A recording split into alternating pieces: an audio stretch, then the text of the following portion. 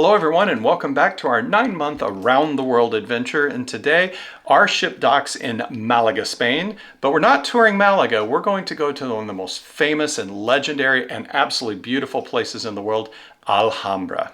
Welcome to Living Phase 2.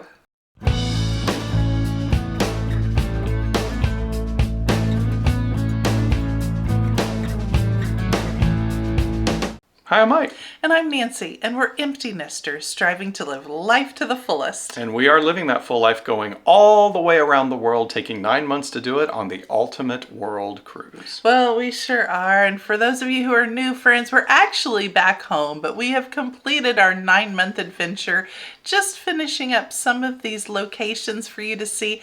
And today is day 213. It's actually July the 16th that we're going to show you, and we're in Malaga, Spain. Yes. Now, Malaga is located in kind of on the southeast coast of Spain, and this is where our ship is docking today.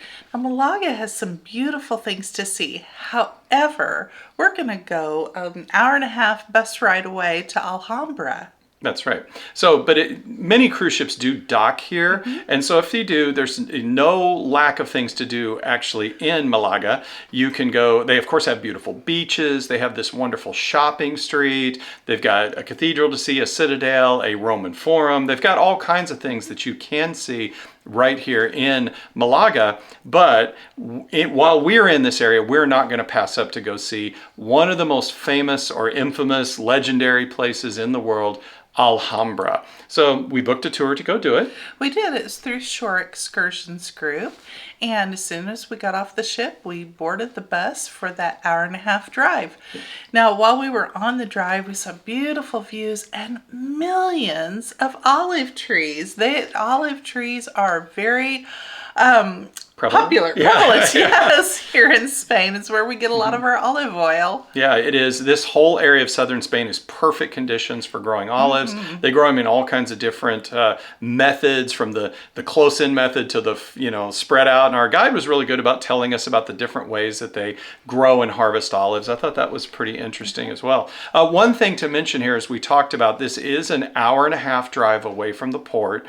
And if you're on a cruise ship coming into Malaga here, then just be aware that if you're going to go to Alhambra, it probably is about the only thing you're going to get to do that day. Right. It is a 3-hour round trip, and plus the 35-acre grounds of Alhambra are going to take you all day to go do this. So just be aware that you're probably not going to have a lot of touring time to do other things. Well, we got on made it there to Granada, which is the town. Alhambra, the complex, the 35-acre complex, is just to the east of the centrum of town, and it's an easy drive, and they dropped us off. And that's where it was kind of interesting that the guide that was on the bus with us is not the guide that was going to take us into Alhambra. You have to be a licensed, specific guide to lead groups around Alhambra. Right. Now, you don't have to have a guide, but we had one all set up, and they had the tickets and everything for us. Now, speaking of the tickets.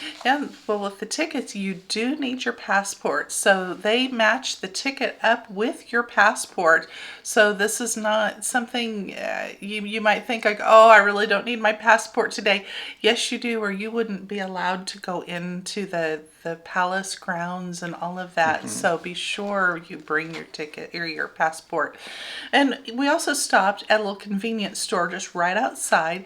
We got us a picnic lunch. That was one of the things our guide recommended, was to go ahead, for where we were at, go ahead and buy lunch now, and we just carried it with us through the tour. Right. So take a small bag or backpack or something with you, and then you can put your lunch inside that. And this is a wonderful thing to do because you have these beautiful garden grounds. Right. There's plenty of benches, places to sit. Now, of course, clean up after yourself, pack your trash out, and do Boy all that. Scout. Yeah, exactly. And take care of the grounds so that other people will be allowed to do the same thing. But it's a wonderful thing to have a little picnic lunch there at Alhambra. Well, we got in, and the very first thing, it doesn't wait. It's just stunning. The cypress trees, the gardens, the paths, Right. just absolutely beautiful. There's so many flowers. There are over 300 varieties of roses that are grown there, and it's just a feast for the eyes. I was in my happy place seeing all the beautiful flowers. And the water features were quite beautiful as well. In fact, one of the water features, it's kind of funny. One of the water features more inside was it was supposed to be lions, but the sculptor had never seen lions before, and so he was just designing lions on the description that had been given to him. So these are kind of sad looking lions. They are the saddest lion fountain in the world, yeah. But it makes for a good story. It does. Well, let's tell everyone here a little bit about Alhambra. Yes. So back in the the 1000s, 1100s, 1200s, most of Spain was controlled by, especially southern Spain, was controlled by what was called the Moors, which was the Muslim, the leaders that were coming from northern Africa, and they had conquered that area. And so, of course, when they conquered it, they then started establishing palaces and bases and forts there as well. So around the 1200s, the Muhammad I was the name of the leader. He started to establish a base here in where Alhambra sits today. And he built it up, and then all the way through, I think it was through Muhammad the 6th or 7th, they continued to expand and build Alhambra. Then in 1492, which we know is when Columbus sailed the ocean blue, Yes. but King Ferdinand and Princess Isabella ended up unifying Spain. They conquered the Moors, they exiled those leaders back to northern Africa, and they then took over Alhambra. Later, King Charles V, which was known as King Charles I in Spain, he was from Prague, and if you're traveling in Europe, you'll hear about King Charles V a lot. He started to establish his reign in Spain, and then actually built a palace here. He tore down some of the Moorish buildings and built this amazing palace. So one of the first buildings we went inside of was King Charles I or V, whichever one you want to call him, his palace that he built. But the interesting part was the center of the palace is actually a massive amphitheater. This is really quite stunning to see, and they use it today for modern day concerts and for special events, so that was pretty neat to see. Yeah, it was even set up for a concert when we went in to see it. Well, after we left the King Charles Palace, which was built on the ruins of some old Moorish buildings, we then went on to explore some of the remaining Moorish buildings. Now realize that Napoleon went through this area and destroyed a bunch of buildings. The Spanish destroyed a bunch of these buildings. So we're very fortunate that some of these do remain, and the ones that remain are absolutely stunning. They really are. I mean, you want to really look around when you go in these buildings. You want to look at the ceilings, the floors, the walls, all the little alcoves and nooks and crannies, because the architecture, it's a Middle Eastern architecture, and it is beautiful. Yeah, it absolutely, all the detailed sculpture and carvings, and this is So where we saw much, that so lion much to fountain see, and yes. everything, but the water features running down through the courtyards, and yeah, you can just spend many hours there looking at all this and absorbing it and looking at the mosaics and murals and carvings. Yeah, it's beautiful. And if you want an even greater in-depth experience here, you can stay at one of the hotels that is located here on the grounds. Yeah, that's right. I believe there's 2 hotels here. One is a Parador. Now, the Paradors are amazing here in Spain. They are hotels that are owned and operated by the Spanish government, and they are at many historical sites around Spain. So it's you can stay at places that you would normally never think that there'd be a hotel or that you could stay overnight at.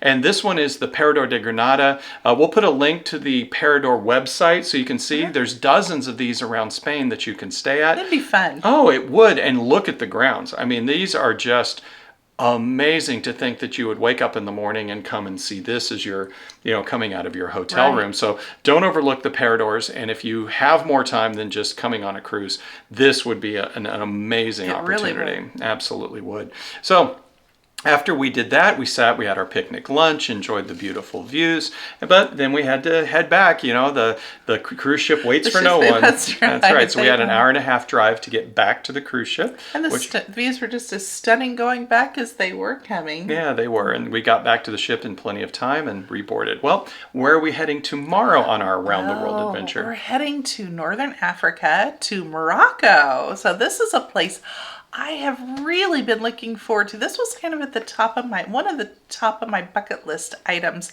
of this whole world cruise. So I'm really excited. Yeah, I am too. And we actually do get off the ship. We're going on our own on a private tour, and we're going to stay overnight in Marrakesh. So we're actually driving quite a few hours inland. We're going to give you the whole overview of the tour that we did, and then we meet back up at the ship at its next port. So this is going to be an exciting adventure, so be sure not to miss that one. All right, friends, thank you for hitting that like button, for subscribing, and we will see you very soon. Have a beautiful day. Take care. Bye-bye. Bye-bye.